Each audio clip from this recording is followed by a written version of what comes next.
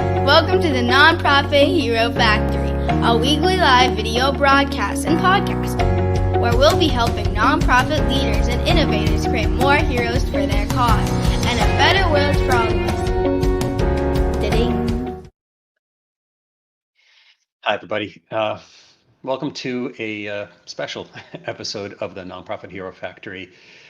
This is going to be a solo episode. Normally, I do have guests on, and I will have guests next week again.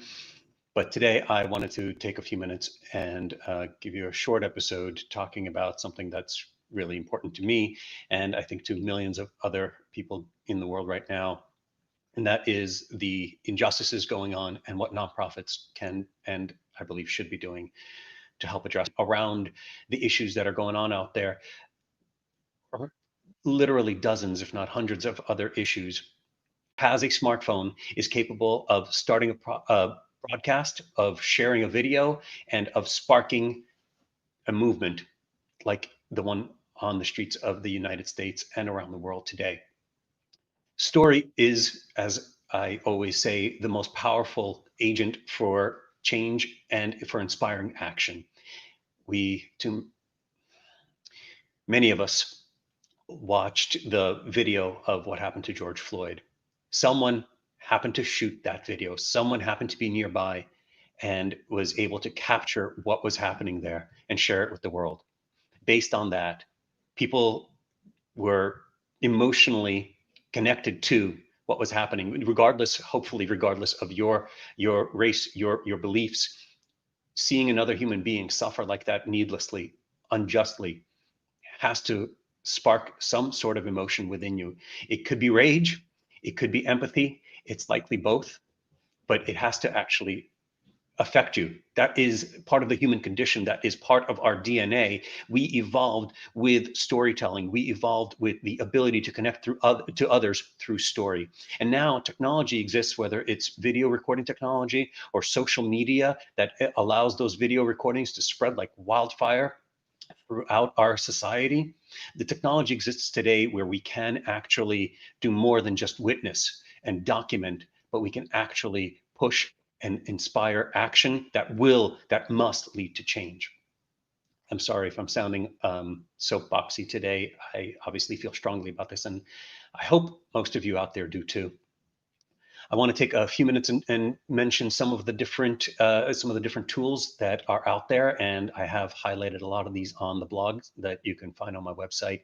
But just quickly to mention them, there are apps that have been specifically designed for this purpose, like the UCLA Mobile Justice apps that I believe are state specific and can be downloaded for your state to document and report the activities of law enforcement or other injustices going on, and also to help you know your rights should you be in a situation where you think your civil rights might be violated.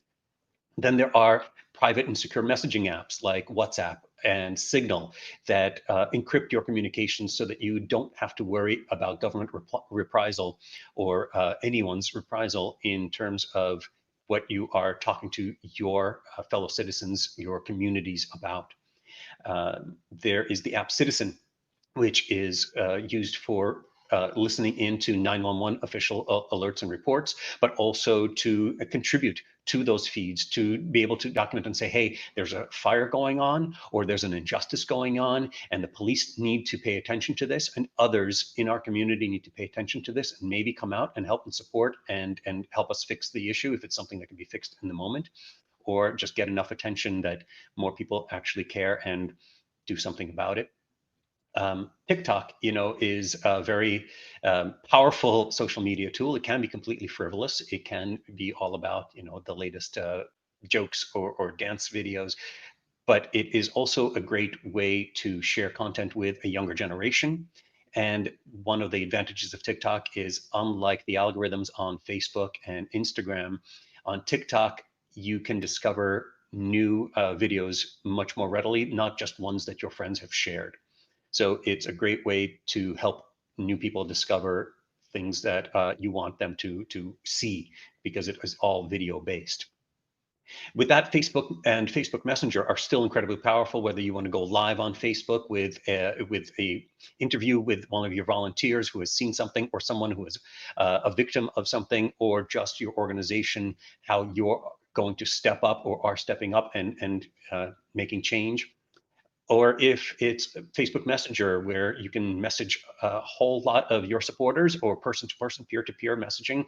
I know I've received dozens of videos over the last few days, weeks, about the Black Lives Matter protests and the COVID-19 situation. Right, people are using these tools to spread information quickly, hopefully uh, accurate information, and that's another issue that we have to always consider. But if you seed this content out there and it resonates, it will spread quickly. Then there are platforms for more social activism in terms of government change. USA.gov, where you could find your representatives, you could find ways to communicate with them. You could. There are several websites that I also mentioned where you can actually see how people voted, on how your representatives voted on certain issues and what they support and what they don't, even where they're funded. There is dosomething.org. This is an election year. Dosomething.org is very, very focused on making sure that there is a great voter turnout, that people can easily register to vote. Their promise is anyone can register to vote, assuming you have the right to vote, within a few minutes. They also have a whole lot of different campaigns that are on there, and you could start your own. You can partner with them to create a campaign to get younger people, but really any generation these days, to stand up and take action of some sort or other, whether it's in the community, on a national, or even a global level.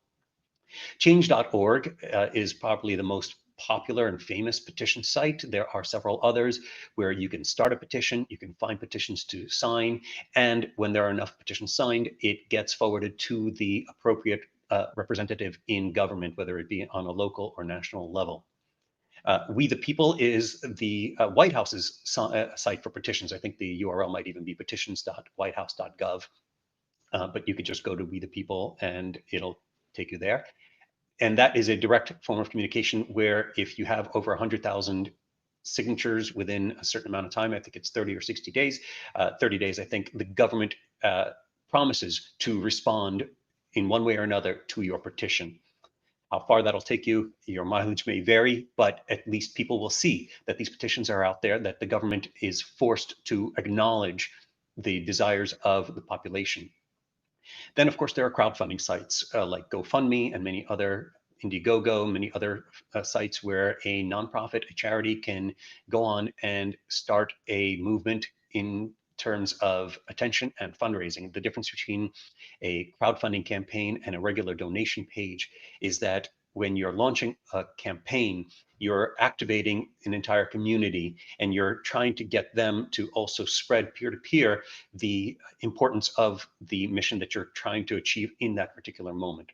So it's much easier, in my opinion, to get attention to that cause beyond the community that already supports you. It can reach a wider audience through not just search engines, but really through social media. People can easily say, hey, support this campaign. This is important. This is relevant to what's happening right now. And that's one of the key differentiators between a specific crowdfunding campaign versus a donate page that's always up. Even sites like YouTube are currently being used for activism, whether it's just posting videos, or what a lot of videos are now doing, what a lot of video makers and channels are now doing, is donating any advertising revenue from their YouTube streams to a specific charity, to a specific organization like Black Lives Matter or other organizations that are supporting social justice. What's fantastic about that is it's appealing to the Netflix binge culture, where if you just want to sit and watch on your couch, including, of course, the advertisements, but sit and watch on your couch for hours at a time, you're going to be watching hopefully interesting and relevant videos, of course. But with those ads, every time you watch an ad, the cause that organization that video channel is supporting is going to get a donation. And it's a fantastic way to use tools and common culture that are out there for other reasons to help promote social change, whether it's through awareness or actually driving donations. I said this was going to be a short episode, and I'm going to keep it that way. I'm just going to say that a couple final things. I'm sure most of your organizations already have either released a statement or have begun some conversations within your organization about Black Lives Matter, about how we as a society continue to function through the pandemic and post-pandemic, about how we can make sure that there's justice for everyone, and that the information that's being consumed by the world is accurate and hopefully positive in respect to where it's trying to get our country and our society. That's great. Statements of solidarity are fantastic, but they're not enough. Let's start asking ourselves how we can be more active, be a greater force for change, and then activating our supporters and new ones to join us on our mission, on our hero's journey, where we can all be heroes. We are citizens. A nonprofit organization, in many ways, is a citizen of this country or whatever country that you are based in. And you have a tribe, that's a sensitive word these days, but you have a community that supports you, that will rally behind you. Of course, you want to keep it integral to your mission. You don't want to suddenly completely shift, because you will lose your base. But I'm betting that some part of your mission also relates to something that the world needs to take action on. And you can use these tools to do that. All of the tools, again, are going to be referenced in the show notes. But with that, I'd really like to thank you from the bottom of my heart for all that you are doing to make the world a better place. It's not always easy, and it's definitely not always fun, but it's absolutely vital. And the fact that you're out there doing it every single day counts. I hope this episode has given you some ideas and strategies to bring up with your organization and hopefully implement.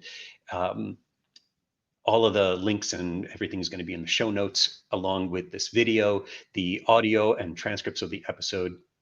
And if I or dotOrgStrategy as a whole can be of help doing these things, getting you moving and getting you in a position where you can actually activate change agents in your community, please let me know. Please reach out. I'm happy to do whatever I can. I offer consultations to any organization, especially one that is active and trying to pursue social change and justice in this world.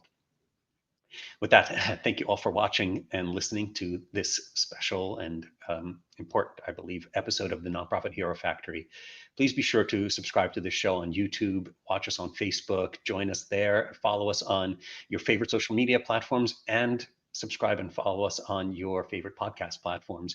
We're on just about all of them now, and that'll be the best way to make sure you keep getting these strategies sent to you in one way or another, delivered in your favorite medium, and helping us all make the world a better place. And if you loved what you see, by the way, please do leave us a review. Thank you. Have a great weekend.